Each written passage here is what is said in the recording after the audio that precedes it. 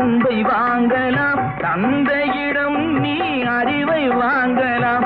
இரண்டும் இருந்தால் பேரை வாங்கலாம், பேரை வாங்கினால் ஊரை வாங்கலாம். நல்ல நல்ல பிள்ளைகளை நம்பி இந்த நாடே இருக்குது தம்பி.